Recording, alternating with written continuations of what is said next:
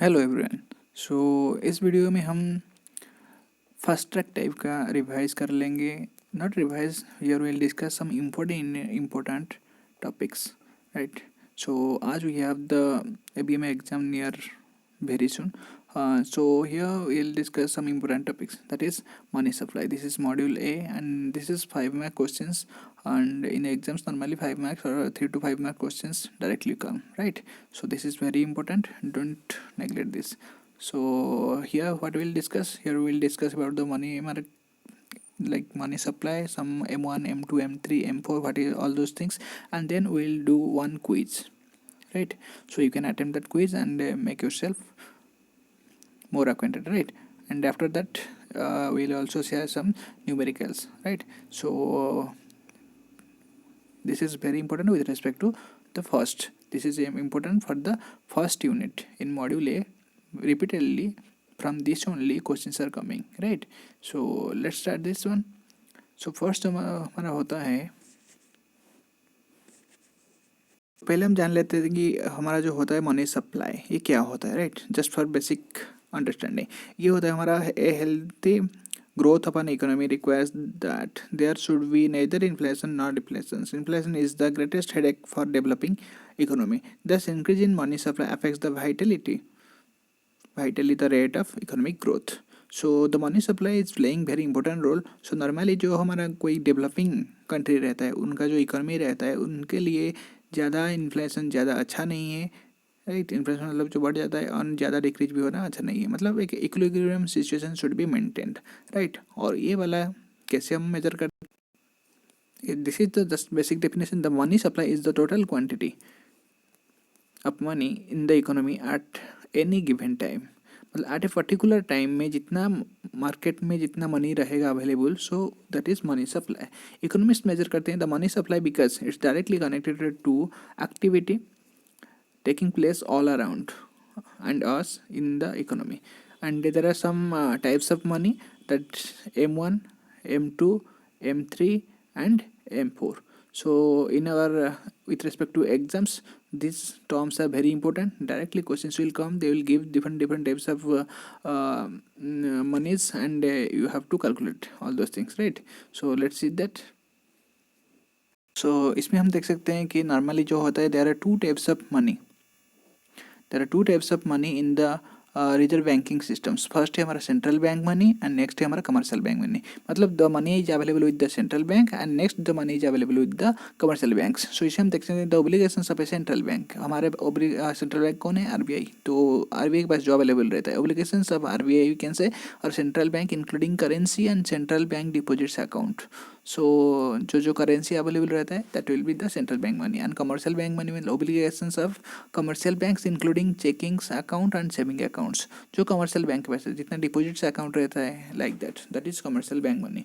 सो ये हमारा जो बेसिक्स हम इसको अंडरस्टैंडिंग के लिए देख रहे हैं. In the money supply statistics central bank money is MB, while the commercial bank money is divided into only central bank का money होगा only MB, and the commercial bank what we are going to discuss that is commercial bank money. Remember this, that is M1 to M3, मतलब M1, M2, M3 and M4 components. Generally the types of commercial bank money that tend to be values at lower amount that are classified into, जो हमारा commercial bank money रहता है that is something lower amount में classified रहता है. And first जो हमारा होता है that is narrow category, that is narrow money. M1 को हम क्या बोल सकते हैं? That is narrow money. Remember this, right.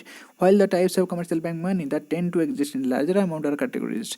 जो फर्स्ट रहेगा वो नैरो रहेगा और कुछ ज़्यादा मतलब लार्जर अमाउंट रहेगा that is next one M2, M3 and M4 having the largest. So these are the types of commercial bank money, right? तो इसको हम जल्दी से देख लेते हैं कि एक हमारा जो होता है हमारा M0, राइट. सो M0 क्या होता है? जैसे कि हमारा M0 है in some countries such as the United Kingdom and M0 include bank reserves. So M0 is referred as the base that is the narrow money, मतलब कुछ कंट्री में such as United Kingdom. And MB जो refer हो जाता है हमारा monetary base, MB for monetary base और that is total currency. This is the base form which is the forms of money that is checking deposits and like, so are created and is traditionally we have already discussed this is something like maintained with the central bank. So हमारा जो next one आता है M1 है bank reserves that are not included in M1। सो हम इसको just हमारा easy reference के लिए हम देख लेते हैं जो कुछ फार्मूला है इज कम्प्लीट डीपली। सो यहाँ पर हम इजीली इसको हम रिमेंबर कर सकते हैं, बहुत इजी फार्मूला है। सो मनी सप्लाई में जो हमें पता है कि जो फर्स्ट है हमारा M1 that is narrow money. So इसका जो फार्मूला है इसमें क्या क्या डिपॉजिट्स इंक्लूड रहेगा। फर्स्ट है करेंसी विद द पब्लिक, जो भी करेंसी पब्लिक के पास रहता है, पब्लिक के पास अवेलेबल रहता है that currency. Then next demand deposits with the banking systems. Demand deposit हमारा दो टाइप का डिपॉजिट रहता है, एक रहता है डिमांड डिपॉजिट और एक रहता है टाइम डिपॉजिट। डिमांड डिपॉजिट्स क्या होता है, मतलब कस्टमर जब चाहे तब वो ले सकते हैं, whenever customer wants he can take the money.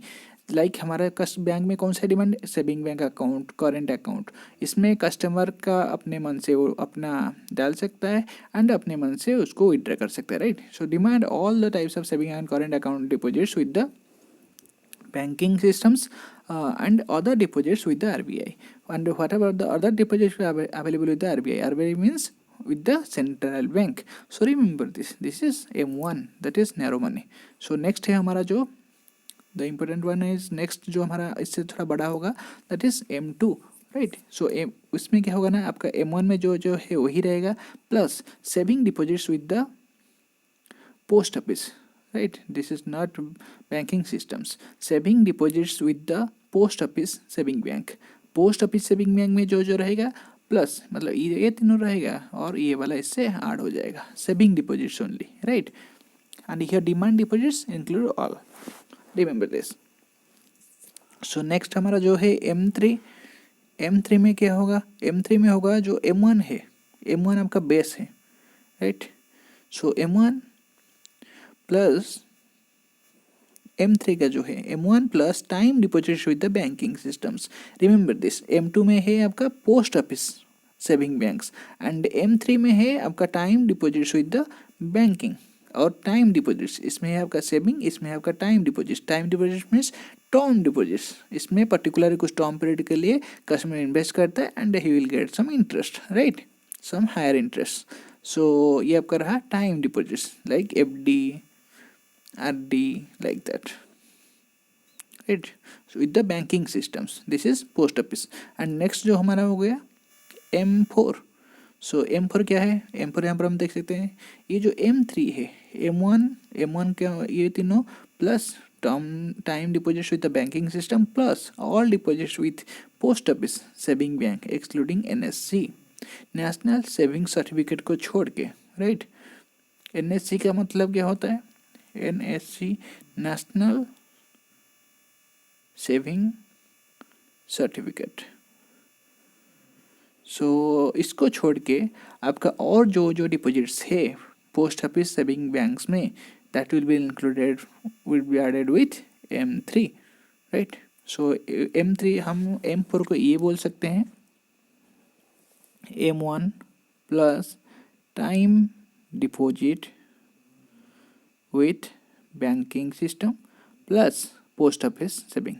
सो इसको आप देख सकते हैं कि M1 में जितना रहेगा उससे हम इसको ऐड कर देंगे। So basically this is very easy to understand.